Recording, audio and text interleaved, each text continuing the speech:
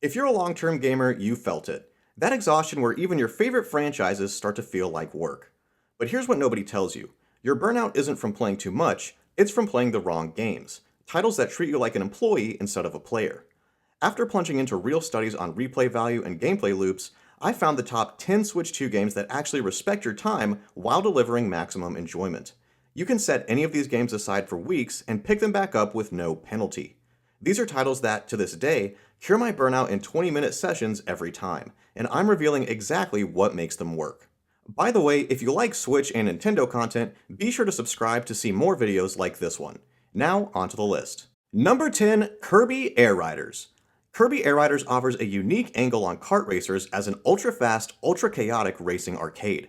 Released in 2025 after 3 years in production, this sequel offers blindingly quick racing and incredibly simple controls, using just one button and the joystick. The game is broken up into 3 main modes. Air Ride offers traditional racing, Top Ride gives you a top-down view as you race around circuits, and City Trial has you exploring a city map to collect power-ups you then use to compete in minigames. A brand new story mode, Road Trip, is included here as well, which has you uncovering a mystery surrounding the life form called Zora. Though single player has plenty of replay value and tons of collectibles to attain, Air Riders hits its stride when played alongside friends or online. The frenetic atmosphere is enhanced with local multiplayer and in a competitive online space as well. Each race is short and intense, usually lasting just a few minutes, which makes Air Riders perfect for quick gaming sessions when you don't have a lot of time. You can hop in quickly, blast through a few races without any commitment, and hop off just as fast. It's an excellent choice for an anti-burnout racer, and is well worth the wait and the praise. Number 9, DK Bonanza. Receiving high acclaim since its initial release, DK Bonanza takes the exploration-focused gameplay of Mario Odyssey and replaces the iconic plumber with the powerful and punchy Donkey Kong. Using voxel technology, the game places DK in a completely destructible world where you can smash through essentially any surface you can see. The core gameplay loop is incredibly satisfying. You explore colorful sublayers, smash through obstacles with DK's raw strength, and hunt for Bonandium gems scattered throughout the world. The story is pretty straightforward and surface level, no pun intended, but it gives DK a memorable group of villains to face off against, which provides the story with enough curiosity to keep you pushing forward. What makes DK Bonanza perfect for helping burnout is how flexible it is. Controlling DK and smashing through environments is endlessly fun, so you can hop in for a quick 25-minute session or keep exploring for hours on end. Play sessions are energizing and will leave you feeling refreshed every time, and that means this is a must-own platformer for your Switch 2. Number 8, Animal Crossing New Horizons Switch 2 Edition. While this title is known for being one of the most in-depth Animal Crossings to date, AC New Horizons has been expanded even deeper with the Switch 2 edition and a free 3.0 update for both Switch 1 and Switch 2. Now running at 4K resolution, the Switch 2 edition supports unique features like mouse mode, and both versions now contain substantial in-game enhancements such as a 9,000 item max storage increase for your home. A new location called Captain's Family Hotel is also available, and unlocks once your island reaches a 3-star rating. The hotel includes classic Nintendo games to play, themed rooms to explore, and more. The most significant addition, though, is a brand new mode called Slumber Islands. This is a creator mode where you can build, design, and terraform an entire island with absolutely no limits on your resources or time constraints, and none of your experiments will affect your main island.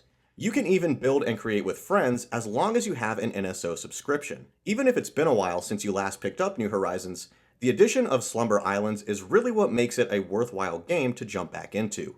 By providing an expanded creator mode to build within, you're getting more of what makes this title great. A relaxing, creative outlet where you control the pace and can design new islands with added flexibility. Number 7, Fire Emblem Engage. Released in 2023, Fire Emblem Engage offers a compelling turn-based strategy experience with little to distract from its core gameplay. Engage is perfectly suited if you're looking for a strategy game that emphasizes getting into the action quickly. The narrative is a well-executed, though standard, good versus evil romp where you're tasked with defeating the Fell Dragon, an ancient foe who is intent on returning for world domination. To stop the dragon, you need to gather the 12 lost emblem rings. The rings contain the spirits of heroes who fought long ago, called emblem warriors. These are series familiars like Marth and Roy, who will aid you during battle once you equip their emblem ring. This unique pairing of old warriors with new fighters, called the Engage system, is the central mechanic of this entry. By fighting alongside an Emblem warrior, you'll charge up your engage meter, which then grants you unique attacks for 3 turns. The combat offers much more than just that, however, and it's all intricately and expertly designed. And between main story battles, side skirmishes, and a Tower of Trials mode, you'll have a basically endless supply of tactical gameplay to enjoy. This is a title designed to last, and its depth of gameplay makes it a surefire choice to revitalize any burned out Switch owner. Number 6, Kunitsugami Path of the Goddess. Released in 2024, Capcom's Kunitsugami is an action strategy game modeled after tower defense gameplay and inspired by Japanese art. The game has been created by the same internal studio responsible for the Resident Evil and Devil May Cry franchises. Taking place in a mythical Japan, a demonic force called the Seethe has taken over your mountain homeland. As the protagonist So, it's your job to protect the goddess Yoshiro and clear a safe path for her so she can purify the land. By destroying pollution caused by the Seethe, you'll collect crystal orbs, the game's currency, which allow Yoshiro to move forward and which you can spend to recruit villagers to specific strategy roles. A day-night cycle constantly runs while you play, which means during the day, you need to recruit villagers and position them around the village quickly, and prepare other defenses. Once night falls, the Seethe hordes break through, and you and your village must hold them back until dawn breaks. Kunitsugami not only features great defense strategy gameplay, but also beautiful aesthetics that reference real Japanese traditions. The combat moveset So uses is inspired by a real ceremonial dance performed in Japanese culture called kagura. The developers even produced a prequel story that was all done with Japanese puppetry called bunraku. A lot of heart went into this small project, and for only $40, it well exceeds that value due to its replayability and uniqueness. Number 5, Monster Hunter Rise plus Sunbreak. Beginning its development on the 3DS and taking between 4 to 6 years to complete, Rise was developed for the Switch 1's hardware and still delivers an excellent experience on Switch 2. Widely considered one of the most beginner-friendly titles in the series, Rise offers a fully fleshed out experience and does a solid job of guiding newcomers and veterans alike through its monster-slaying adventure. As the newest member in the Hunters Guild, you're tasked with protecting Kimura Village from an impending monster attack called the Rampage. Joined by a new companion character called a Palamute and your Calico Cat sidekick, you're sent out on hunting quests and quickly come face to face with ferocious monsters of all sizes that get murderously angry when you start to poke them. What makes Rise stand out is its focus on verticality in its environments. A new item called the Wire Bug enables you to traverse with incredible speed and agility, which makes fleeing or chasing monsters more thrilling than older entries. Like its partner release, Monster Hunter World, Rise doesn't segment each area of the map into zones that are broken up by load screens. Rather, the whole map is one seamless world. Add layers of vertical mountains and cliffs to that, and you've got an immersive and deadly landscape to explore and hunt in. Whether you're familiar with the series or not, Rise is an excellent choice for short, impactful game sessions that are guaranteed to stay thrilling. Number 4, Tetris 99. Developed specifically for the Switch in 2019, Tetris 99 brings a fast-paced, engaging twist to this otherwise cherished classic. This time, an ordinary game of stacking tetraminos has been expanded into a battle royale against 98 other players, whose own Tetris boards are visible to the left and right of your own. As you stack pieces and clear lines, those lines are sent to other players, who can also attack you by sending their lines, called garbage, into your grid. Though there are a ton of Tetris games for Switch, there's something about the competitive nature of this version that hooks me in and keeps me playing for multiple rounds. You can never quite predict how your next game will go, and it makes you want to stay in the game and outdo your previous round. Hopping into a game is quick, easy, and addicting, and I can't recommend it enough as a fast cure for burnout.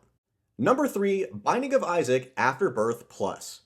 Originally released in 2017 on the Switch, Binding of Isaac Afterbirth Plus is an expansion of the original roguelike dungeon crawler that has become legendary for its addictive, randomly generated design.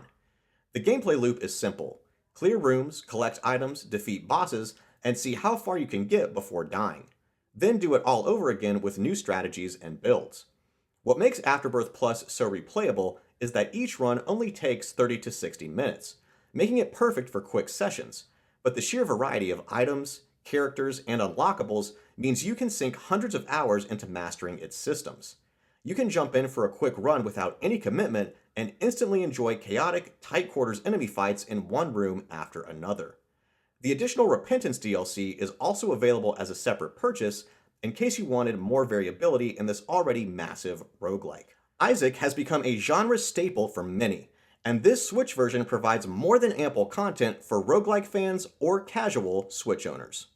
Number 2, Stardew Valley. Developed by one single developer, Stardew Valley has become a household name for anyone familiar with the farm sim genre, and to date has sold over 41 million copies. Taking elements of games like Animal Crossing and Harvest Moon, Stardew crafts a quaint world that feels distinct and mechanically deeper than those AAA titles, which is impressive for an indie. On the surface, it seems just like any other life sim.